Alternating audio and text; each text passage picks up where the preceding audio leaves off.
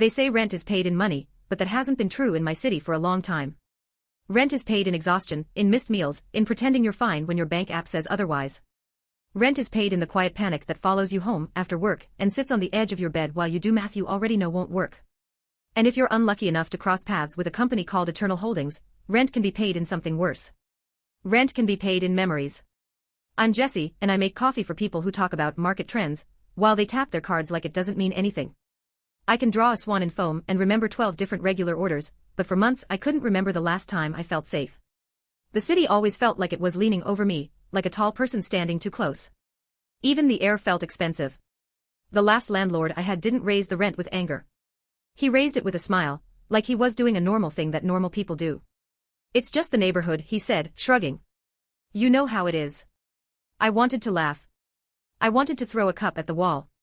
Instead I nodded like a polite customer and went home to my studio that wasn't even a real studio, because it had a half wall that pretended the bed wasn't the kitchen. I sat on the floor with my back against the fridge and counted tips until the numbers started to blur. The math didn't work. It never worked. And I had started doing a new kind of math, the kind you do when you're scared.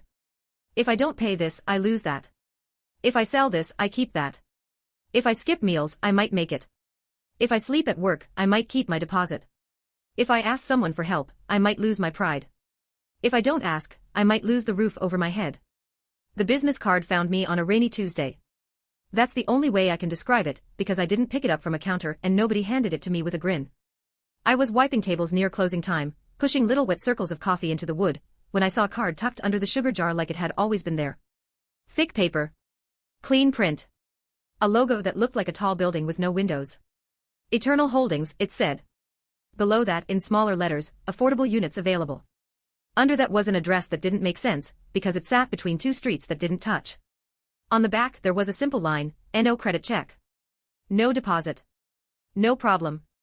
I laughed out loud and the sound surprised me because it came out sharp. Sure, I said to the empty shop. And coffee makes you live forever.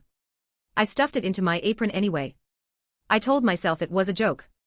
A scam. A flyer for a landlord who would show me a closet and call it a microloft. But that night, when my landlord's email arrived with the subject line rent update, I didn't delete it. I read it 3 times, like the words would rearrange into mercy. They didn't. My chest felt tight in that way that isn't just stress, it's your body trying to tell you the ground is shifting. I sat on my bed, stared at the card, and realized something that scared me more than the numbers. I didn't have any other plan.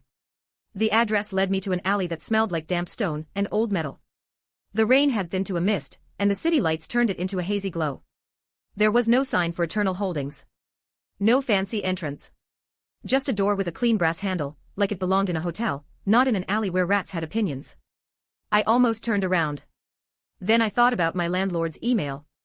About sleeping on a friend's couch, except I already knew people stacking bodies in living rooms and calling it normal. I thought about my mother's voice, steadier than mine when she told me I'd be okay. I pushed the door open. Jessie, she said. My hand tightened around my bag strap. Do I know you? No, she said gently. But we know you. We know all our potential tenants. Please have a seat. The chairs looked untouched. A glass table held a bowl of mints. I didn't take one. I sat, my knees bouncing. A soft chime sounded from somewhere deeper inside, and the receptionist stood. Mr. Lorne will see you now. His office looked like a place where decisions were made that ruined or saved lives, except there were no papers, no ringing phones. Just quiet. He stood when I entered, tall and clean-cut, smiling like a man who had never had to apologize for being late. His handshake felt like signing something without ink. Jessie, he said. Thank you for coming. We've heard wonderful things. From who? I asked. From the city. I should have left then, but my feet stayed stuck. Behind him, a window showed a skyline that didn't match the alley outside. It felt like his office existed in a different layer of the city. I'm sure you're wondering why we're different, he said. I'm wondering how you can offer affordable units without a catch. A catch, he repeated. No. A different kind of currency. He tapped his tablet, and the wall to my left shifted. Not open shifted. For a moment I saw endless glowing shelves, then the wall went blank again. What was that? I asked. Our vault, he said. Our inventory. Inventory of what? He leaned forward. Memories. I laughed because it was easier than screaming. Okay. Sure. It's not a joke, he said calmly. You're already paying rent with your health and your future. We just make the exchange clear. Fearmath whispered in my head. What if it's real? What if it's the only way? He turned the tablet toward me. A chart appeared, neat and simple. Minor. Moderate. Vivid. Minor, a childhood taste, an old song. Moderate, a birthday, a first kiss. Vivid, last words. The moment you mattered. The day you were saved. You take them? I asked. We lease them, he said. You no longer carry the burden. Your rent becomes manageable. Manageable how? Numbers appeared. Rent that looked like a fantasy. My heart started to race. What's the risk? You may miss what you give away. Why would I miss it if I don't remember it? He smiled. Excellent question. He slid a thick contract across the desk. The words were normal, but the paper felt like it was listening. I can't afford my rent, I said. That's why I'm here. But I'm not giving you my life. You won't, he said. Not unless you choose to. He pointed to initial lease payment. I'll start small, I said quickly. Minor. Wise. He handed me a pen-like device. Hold it to your temple. Think of the memory. My hands shook. This is insane. And yet, he said, you're holding the pen. I chose something safe. A middle school afternoon. Grape-shaved ice. Sunlight. Laughter. The device pulsed. A gentle tug. Then nothing. When I opened my eyes, I felt lighter. Not happier. Just lighter. That was small, I said. And so is your discount. The rent dropped a little. I stared at the number. It looked like a lifeline. What's next? I asked. We find you a home. An hour later, I held real keys. No deposit. No credit check. Just my signature. The building looked ordinary from the outside. Inside, it smelled like fresh paint and expensive flowers. When I opened the door to my unit, I froze. It was beautiful. Warm. Quiet. Real. For the first time in months, I took a full breath. That night, I slept without sirens under my pillow. In the morning, I made coffee in my own kitchen and smiled without forcing it. I started to believe I'd outsmarted the city. That I'd found a hidden door. The first crack appeared 2 days later. A regular came in, a man with a long face who always ordered a small drip and tipped with exact change. He said, "Morning, Jesse," and I said, "Morning," and then my coworker leaned over and whispered, "He's the one who always makes that joke," and I nodded like I knew what she meant. But I didn't. I tried to remember the joke. Nothing came. My mind was a blank wall where a small familiar thing should have been. I told myself I was tired. I told myself everybody forgets things. But the next day, another crack. A coworker asked if I'd watched that show we used to talk about. I opened my mouth to answer and realized I couldn't remember the show's name, even though I could picture the characters like shadows behind frosted glass. My cheeks got hot. I laughed it off. My brain is soup, I said, and everyone laughed because that's a normal thing to say in a tired city. But at home, alone, I stood in my kitchen and tried to name the show again. I tried hard. It felt like reaching for a word that's on the tip of your tongue, except it never came, and the effort made my head ache. A week passed. Then 2. Eternal Holdings sent my first statement. It looked like a normal bill, except the line items weren't utilities. They were memories. Initial lease payment, 1 minor memory. Current memory balance, stable. Rent due, a number that still felt unreal. At the bottom was a friendly note: if you wish to lower your rent, schedule a value assessment. I stared at it, then shoved it into a drawer like it could bite. Then my old landlord emailed again. I'd already moved out, but he claimed there were damages. He attached photos of stains that weren't there when I confirmed I left. My stomach dropped. I called. No answer. I emailed. He replied with 2 words, "Pay up." I went to work shaking. I made drinks on autopilot. My manager said my name twice before I realized she was talking to me. In the back room, staring at my phone, the fear math started again. If I paid him, I'd be short next month. If I didn't, he could ruin my credit. Either way, I was trapped. By the time my shift ended, my feet were already carrying me to the alley. The brass handle met my palm. Mr. Lorne greeted me like a regular. "I need my rent lower," I heard myself say. "Just a little." He nodded calmly. "Let's see what you can offer." This time, the menu didn't feel like a menu. It felt like a mouth. "I'm not giving you anything big," I said. We never ask for what you're not willing to part with, he replied. But remember, the more vivid the memory, the more relief you receive. Relief. Like rent was a painkiller. I chose my first kiss. It had been quick and awkward behind a movie theater, both of us laughing after. It wasn't a grand love story. Just a beginning. I told myself I could live without it. When I held the device to my temple, I hesitated. Once you begin, Mr. Lorne said softly, it's very smooth. I closed my eyes. The popcorn smell. The cool night air. The feeling of being chosen, even briefly. The pull was stronger this time. Deeper. Like something being lifted from behind my ribs. When I opened my eyes, the warmth was gone. I knew I'd had a first kiss. I understood the idea of it. But the feeling had been drained of color. Mr. Lorne tapped his tablet. My rent dropped sharply. Relief flooded me so fast it made me dizzy. I hated how easily it worked. I hated how grateful I felt. I left with a smile that didn't reach my eyes. After that, the cracks turned into gaps. One morning, my phone buzzed with a message, miss you. Coffee soon. A heart emoji. The contact name was blank. Not unknown. Not a number. Just empty. I scrolled. Months of messages. Photos. Jokes. Voice notes. In my camera roll, I found pictures of myself with a woman who looked like home, her arm around me like it had always been there. I felt nothing. Who are you? I whispered to the screen. I played a voice note. Her laugh filled the room. Jess, she said brightly. You better not bail. I swear I'm bringing the yellow umbrella and standing outside your work like a movie scene. The words yellow umbrella hit me like a wave. The moment the words hit my ears, my body reacted before my mind could. Tears spilled down my face, sudden and hot. A sob broke out of me so hard it made my ribs hurt. My hands flew to my mouth like I could catch the sound, like I could stop my own grief from escaping. I didn't know why I was crying. I didn't know what the umbrella meant. I didn't know who the voice belonged to. All I knew was that something important had been torn out of me, and my body was still trying to reach for it, like a person reaching for a railing that isn't there. I wiped my face, breathing fast, and did the only thing I could think to do. I grabbed my jacket and ran outside, down the street, to the nearest shop that sold umbrellas. The window display had a row of them, bright colors lined up like candy. My eyes scanned for yellow. There it was. A simple yellow umbrella with a curved handle. The second I saw it, my knees nearly buckled.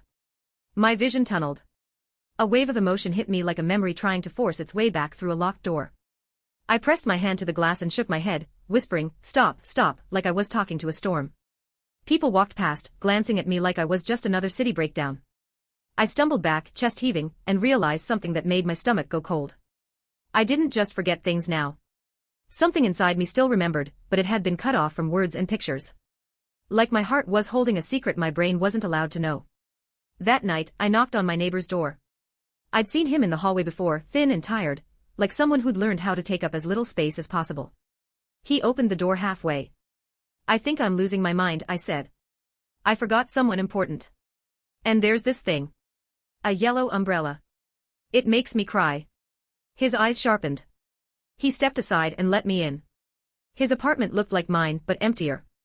Like he'd stopped unpacking halfway through his life. How much have you given them? He asked. 2, I said. A few small things. 1 medium. He exhaled slowly. That's how it starts. You know about them. Everyone in this building does, he said quietly. Some of us just pretend we don't. Can I get them back? I asked.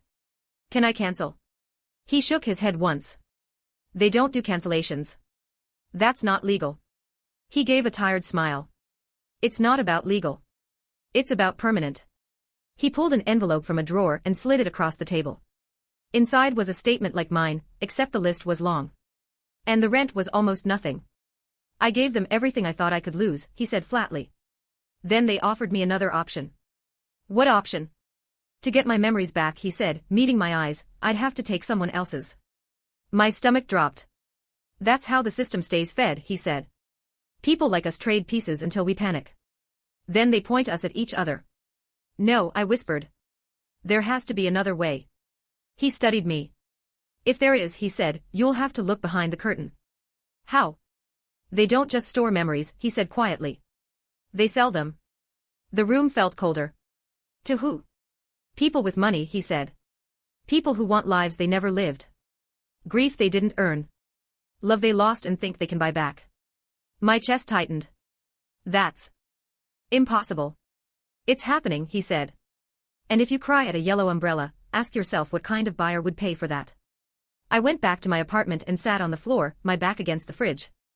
The place was beautiful. It didn't feel like mine. I pulled out my statement again. If you wish to lower your rent, schedule a value assessment. I searched for Eternal Holdings online. Nothing official. Just blank space where something should be. Then I went back through my messages with the nameless contact. I read everything. Watched every video. Listened to her laugh over and over. My chest ached with a grief I couldn't explain. At the bottom of the conversation, I found a message I'd sent months ago. If I ever forget you, it means they got me. Don't let me sign again. A cold calm settled over me. I didn't sleep. All night, I checked my memories like a house after a break-in, touching each one just to make sure it was still there. My job. My mother's face. The smell of burned espresso. Every time my thoughts drifted toward the yellow umbrella, my body tensed like it was guarding something fragile. By morning, the fear had sharpened into purpose. Eternal Holdings wasn't a strange landlord. It was a machine. And if I wanted out, I'd have to understand how it worked. I called in sick to work and walked back to the alley in daylight. It looked even more wrong in the sun, like a shadow that hadn't realized it was supposed to disappear. The brass handle was warm under my hand. When I stepped inside, the receptionist smiled like nothing had changed. "Jessie," she said. "Back so soon?" "I have questions," I said. "Of course you do," she replied, already standing. "Mr. Lorne will be happy to help." This time, I didn't sit when I entered his office. I stayed near the door. "You didn't tell me everything," I said. He folded his hands on the desk. "We told you what you needed to know."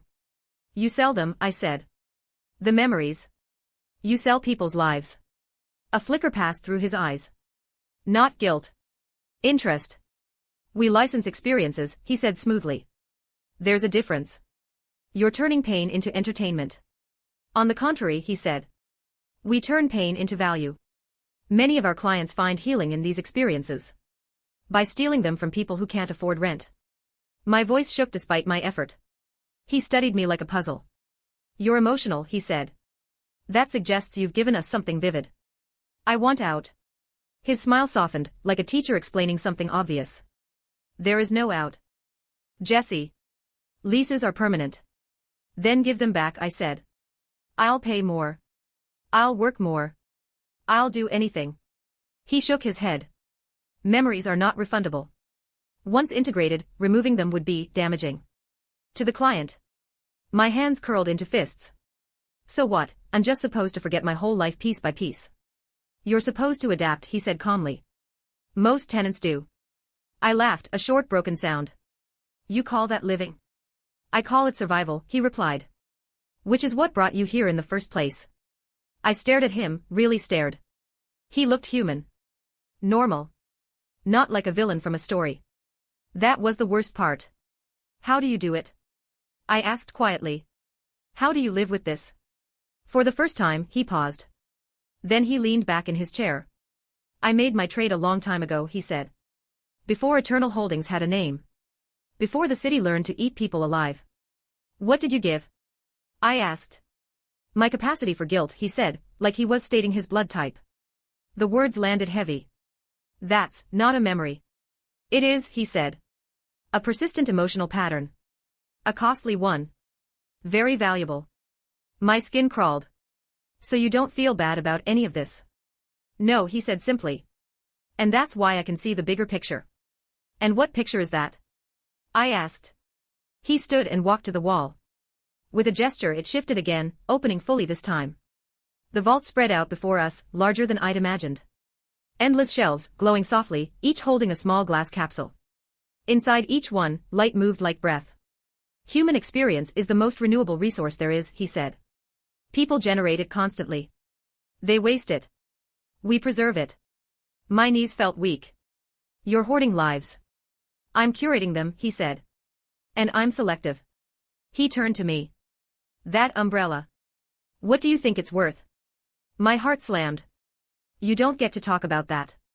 Oh, but I do, he said gently. Someone already asked for it. The room tilted. Someone bought it?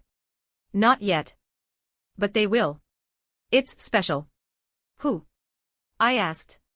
His expression softened. Me. I stepped back. Why? Instead of answering, he tapped his tablet. A file opened. A girl's face filled the screen. Dark hair. A crooked smile that felt painfully alive. My daughter, he said. The breath left my lungs. You said you traded your guilt. Yes. After she died. He spoke evenly. She was young. I couldn't save her. And over time, I couldn't even remember her clearly. Grief erodes memory. So I built something that wouldn't let her fade. You're stealing other people's memories of her. Not of her, he said. Of love. Of loss. Moments like yours. His gaze held mine. The umbrella is part of a pattern. Moments where someone showed up. Those are the strongest pieces. You think you can rebuild her, I said. Out of other people's lives. I know I can, he replied. I already have. He gestured and part of the vault glowed. I saw a shape forming. Not solid. But close. Light stitched together into something that almost breathed. That's not her, I whispered. She will be, he said. When I find the last pieces. My stomach churned. You're not honoring her. You're erasing everyone else. He tilted his head.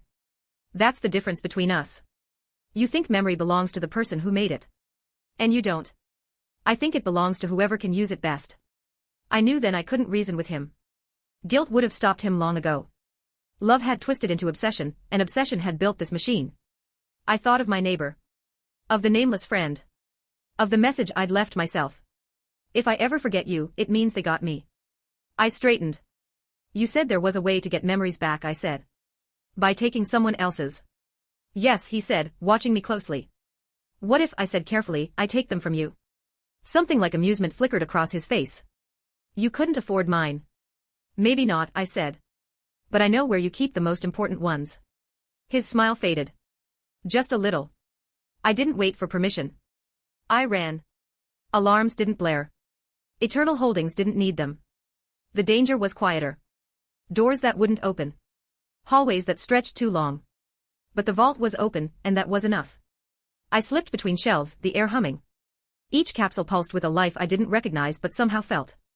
I found my name faster than I expected. Jessie, printed neatly. My hands shook as I pulled the capsule free. Inside, a flicker of yellow. My umbrella. I pressed it to my chest and twisted. The memory hit like a wave. Color and sound rushed back. I was outside the coffee shop in a storm. Soaked and late, convinced I'd ruined everything. Across the street, my best friend stood under that ridiculous yellow umbrella, grinning like she'd pulled off a miracle. You didn't forget, she laughed, pulling me under it. I knew you wouldn't. The warmth flooded me. Not just the image but the meaning. Years of showing up. Nights on my couch. The promise that no matter how bad things got, we had each other. I dropped to my knees, sobbing as the capsule dissolved into me. Footsteps echoed. Mr. Lorne stood at the end of the aisle, his calm finally gone. You don't understand what you're doing, he said. I do now, I said, standing. My legs shook but my mind felt clear. She wasn't just a moment. She was a bond. You can't rebuild that by stealing pieces. You're destroying my work, he said, panic breaking through. My daughter is gone, I said quietly. And I'm sorry. But what you're making isn't her. It's a shadow built from other people's pain. He stepped toward me. The shelves trembled. You still have a choice, he said. Give me that memory. I'll erase your debt. Restore everything. For a heartbeat, I imagined it. A whole life. No gaps. Then I thought of my neighbor. Of tenants turned into hunters. Of grief sold like a souvenir. No, I said. I lifted the capsule holding his daughter's core memories. You gave up your guilt, I said. So let me give it back. I crushed it. The light collapsed inward. Mr. Lorne staggered, dropped to his knees, clutching his chest. He screamed. Not in anger. In grief. The vault shuddered. Capsules flickered, some bursting open. Memories rushed back to their owners like birds escaping a cage. I ran. By the time I reached the street, sirens wailed. The alley behind me looked normal again. Too normal. In the weeks that followed, Eternal Holdings disappeared. Offices closed. Accounts vanished. People came forward with stories that sounded impossible until there were too many to ignore. I got some memories back. Not all. Some were gone forever. But the important ones returned. My friend. My warning. Myself. I moved out of the building eventually. I found a smaller place. It wasn't perfect, but it was mine. Sometimes, when it rains, I see a yellow umbrella in a crowd and smile instead of cry. But every now and then, I spot a familiar business card tucked somewhere it shouldn't be. Thick paper. Clean print. A building with no windows. Eternal holdings. Affordable units available. And I remember enough to know this. The city never stops looking for new ways to collect what we can't afford to lose.